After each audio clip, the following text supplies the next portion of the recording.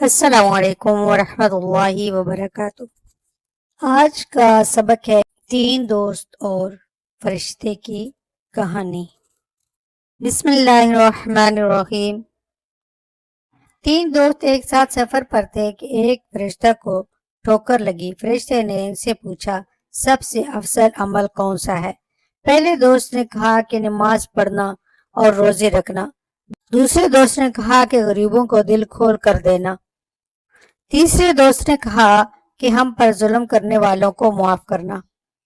فرشتے نے جواب دیا کہ یہ سب نیک اعمال ہیں، لیکن سب سے زیادہ نیکی یہ ہے کہ ہم پر ظلم کرنے والوں کو معاف کر دیا جائے، کیونکہ ایسا کرنا سب سے مشکل عمل ہے۔ ہماری زندگی میں ایک مشکل لیکن ایک خاص خوبی ہے، یہ نہ صرف ہمیں رنجشوں کے بوجھ سے آزاد کرتا ہے بلکہ ہمارے تعلقات میں بھی امن اور آہنگی بھی لاتا ہے۔ اللہ رب العزت ہر نیک عمل کرنے کی توفیق عطا فرمائے، آمین یا رب العالمین۔